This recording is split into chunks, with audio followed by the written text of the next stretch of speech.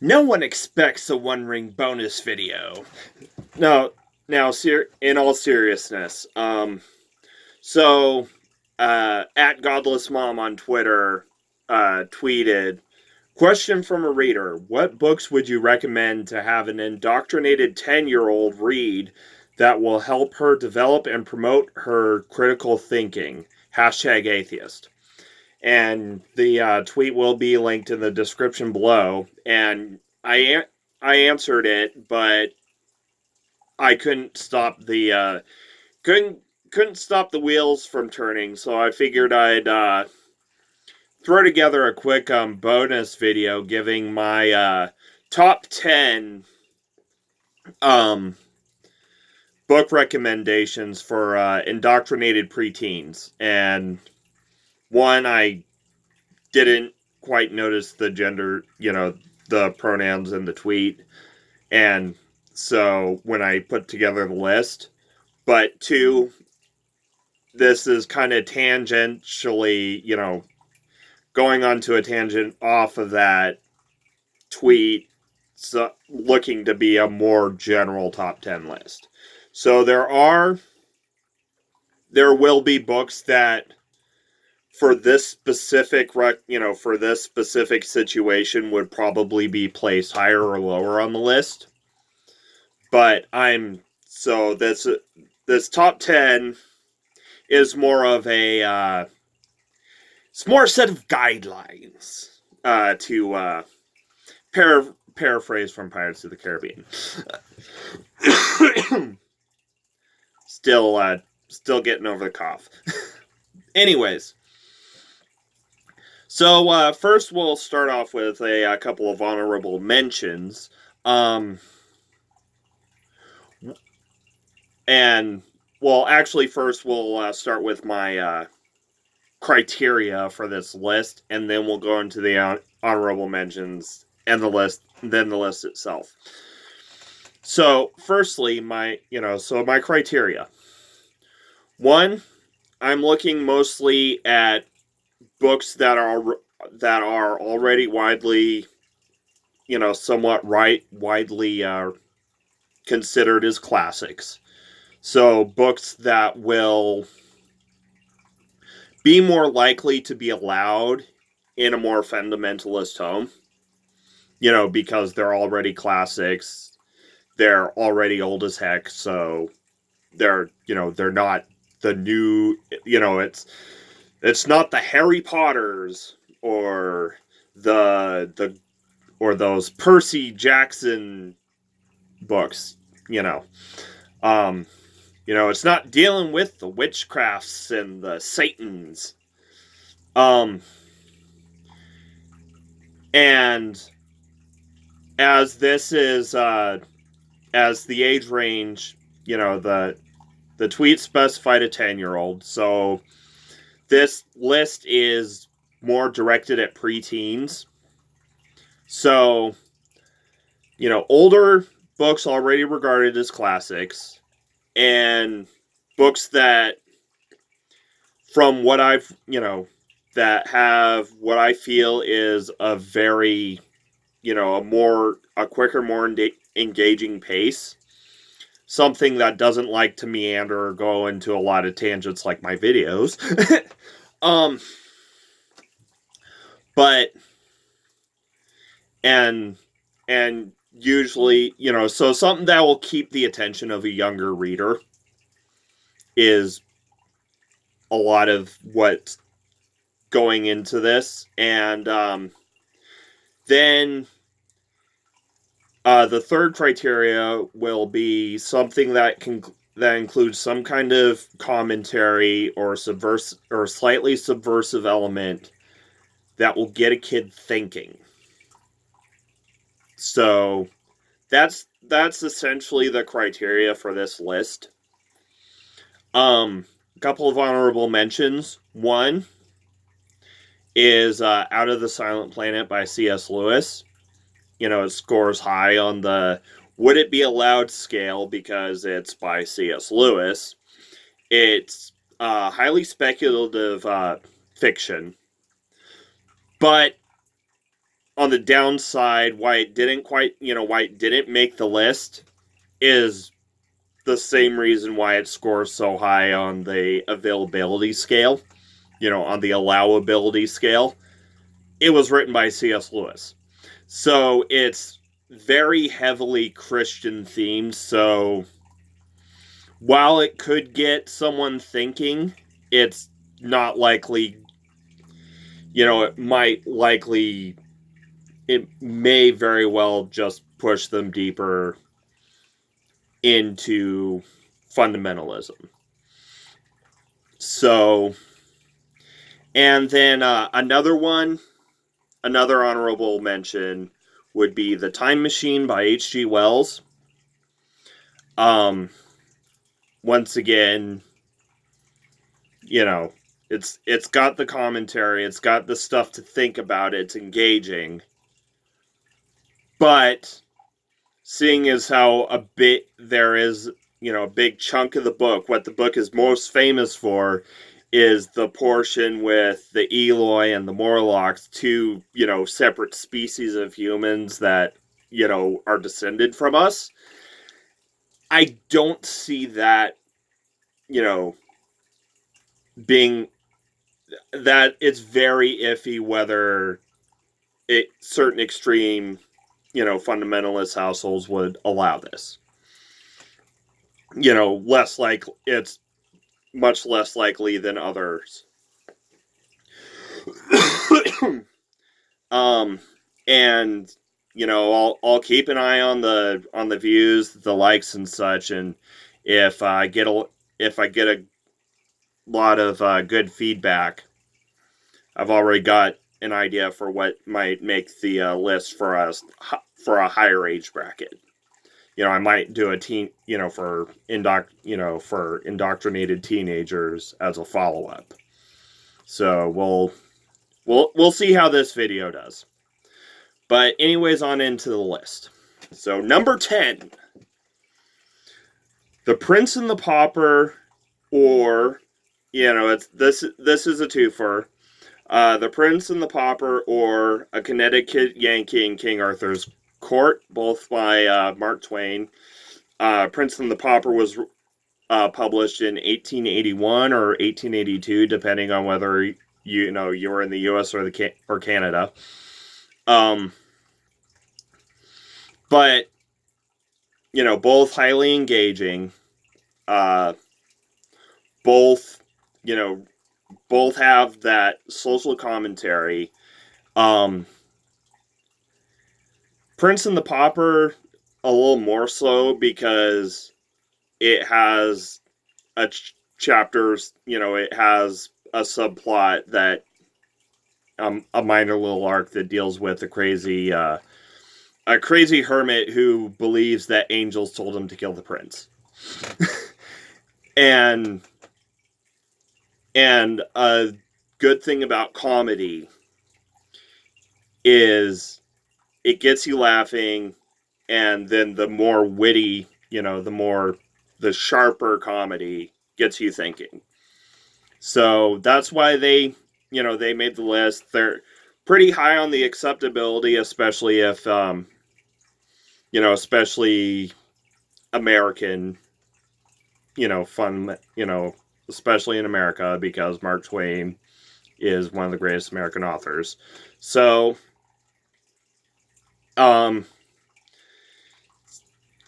scores somewhat high on the scores high on engagement, but it kind of misses the mark on topicality. So that's why it's, all the way down at number 10.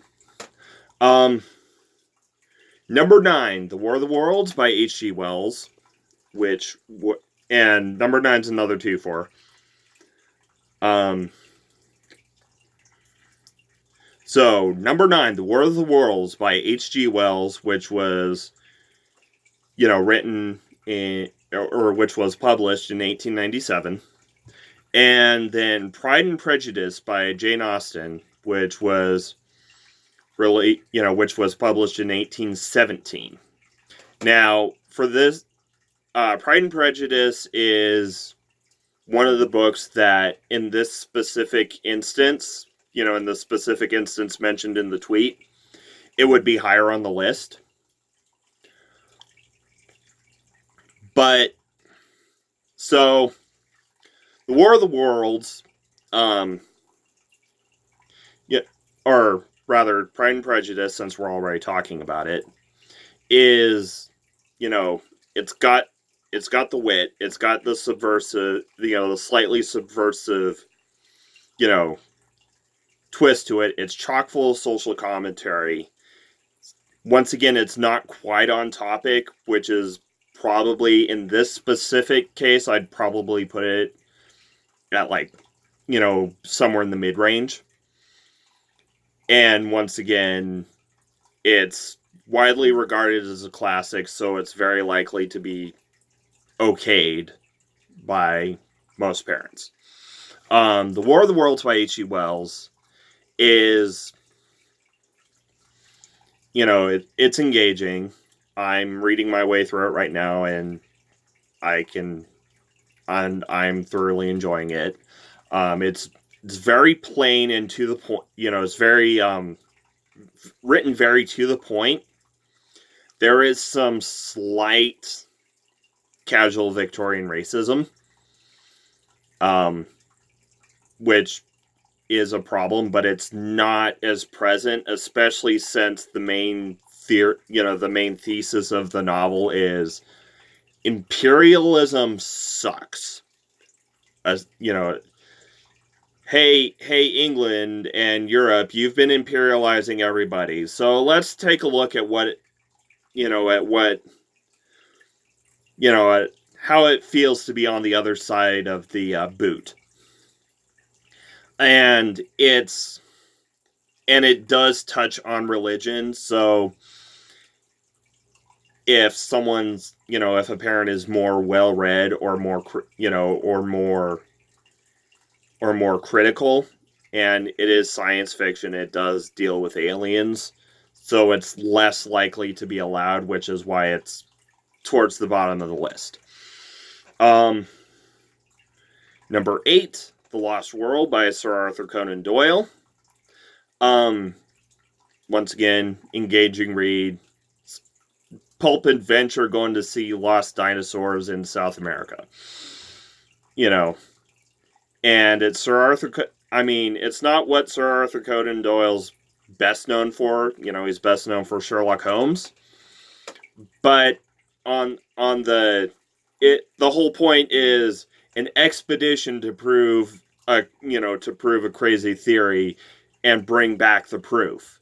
So it's very much on the thinking empirically side of things. Once again, there is talk about evolution, about Darwin's theory, because it was published in 1912. So it's kind of lower on the acceptability scale, especially since even though the author is well known, the work itself probably isn't quite as well regarded. But now on to number 7, Animal Farm by George Orwell. Now, when most people think George Orwell, they think 1984. And if I were aiming this list for an older age bracket, so the older age bracket version of this list will definitely include 1984 in it.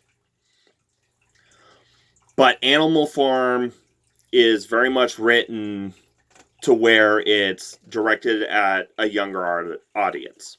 It's written as a parable. It's written as an Aesop's fable, essentially. And once again, it's regarded as a classic, and it's about how people in power will twist things to take advantage of the younger people. It's more anti-communist, which in America will bump it up another notch on the acceptability scale. But and it is engaging. It gets dark at points, which is a notch against it. And for the younger half of this age, the younger bit of this age bracket, and it and it's not very and it's more topical than the previous entries, but it's still not quite there. And it was published in 1945, so it's a lot closer to it's a lot closer to the English we speak today, which means it's an easier read. Now, next on the list is The Man Who Would Be King by Rudyard Kipling. And it would be higher on the list if it were an actual book, but it's a short story, but it's about a con man in India, an English con man in India who goes off into the Himalayas to find this group of people that are supposedly descended from remnants of Alexander the Great's army, so he can go be king of them. And for those of you who've seen the Road to El Dorado, the Road to El Dorado is heavily based off The Man Who Would Be King. And yes, he gets worshipped, he gets worshipped as a god, he goes along with it, and things don't end up well. So it's higher on the list because of the topicality. It's engaging, it's regarded as a classic, so it checks off, we're starting to get into the point where it starts to tick off all the boxes, and basically the only thing that kind of dings against it is it's not a book in its own right. It's just a short story. But speaking of books and short stories, we'll go on to The Illustrated Man by Ray Bradbury, which was published in 1951. Now, I'm including the Illustrated Man specifically for a story that's, from what I can see, is only really included in the Illustrated Man, and that short story is The Man. It's basically these space explorers find this planet, and they find Jesus on the planet. But Ray Bradbury's writing style is very emotionally evocative. It gives you a lot to think about. Ray Bradbury, and especially The Illustrated Man, is regarded as a classic. It might get a little dinged for acceptability because it is science fiction, and fundamentalists have issues with the fantastic. But it's some of the less sciencey science fiction. And it also, and alongside The Man, it also includes The Exiles, which is probably one of his greatest anti-censorship works. And so it's mostly the engagement, it's mostly the exposure, the exposure factor, and it's the most recent book on the list.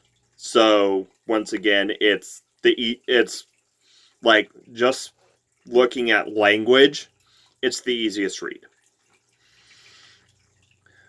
Now on to number 4, Alice's Adventures in Wonderland, or Through the Looking Glass by Lewis Carroll. It was written, the first of which was published in 1865. This would probably be higher on the list if I had actually read it. Most of these books all of these books I've read, all the books on this list I have read myself, except for Alice in Wonderland. But the thing is, it's, one, regarded highly as a classic. It's written it's directed at children. And, so you have the engagement there. And it was written to teach logic. So, on that alone, that's why it's so high up on the list, even though I haven't actually read it for myself.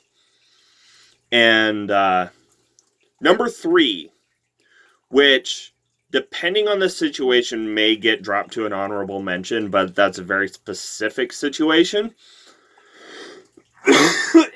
Around the World in 80 Days by Jules Verne. Most people think about Jules Verne as, the guy who wrote 20,000 Leagues Under the Sea, maybe Journey to the Center of the Earth. But Around the World in 80 Days is one less fantastic than those works. 2, I've read the originals. I do my best to read unabridged, and 20,000 Leagues gets really dry in places because it's like, look at all the pretty corals and all the wonders of the undersea, world. So that's why it's not on the list. Also, it's not very topical. But Around the World in 80 Days is a travelogue, and a very comedic travelogue. So, and, it's a fast-paced chase scene around the world. The reason why it might be an honorable mention is if the indoctrinated person you're dealing with is a Mormon. Because there is a section later in the book where Jules Verne goes off for like 3 or 4 pages just making fun of Mormons. So, remember, the Church of Latter-day Saints probably doesn't look very well on that, so that may be an honorable mention in that specific case if you're dealing with a Mormon.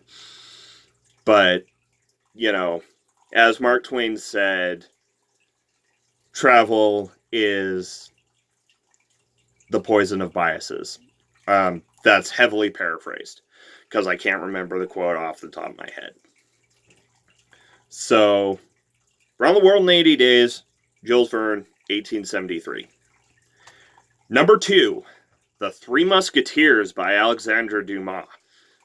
Published in 1844. Now, it's a classic. It's got intrigue, it's got spycraft, it's basically like an 18th century James Bond, 18th, 19th century James Bond novel. And the reason why it places so highly on this list is a big factor in the conflict is the separation of church and state. Basically, the Musketeers are trying to keep the king's favor so the king doesn't decide to go with the Catholic Church's secret police. And once again, if we're talking a Protestant fundamentalist home, that isn't really a knock against it because it's, it's keeping the Catholic Church out. So evangelicals want theocracy, but they want their theocracy, not other theocracies. But anyways, we'll move on to number 1. Gulliver's Travels by Jonathan Swift. Once again, widely regarded as a classic. Very engaging. Published in 1762, so the language might be somewhat of an issue. It won't really be an issue if the house is King James Version, because you're kind of used to slightly older variations of English while reading anyways. And the whole point of the novel, or the whole point of the, is playing with how people's perspectives can be warped. Like or Gulliver goes to Lilliput. When he comes back, he feels like he's much too big. When he goes to Brobdingnag, he comes back, he feels like he's much too small. So it's looking at how your perspectives, how your situation and scenarios shape your vision of the world. So in a way, it's very, very well put into how to think empirically and logically. And with that, and with this being now my longest video, do the, like, share, subscribe. Be sure and leave a comment. Maybe make your own suggestions. And as always, remember, indoctrination is a hell of a drug.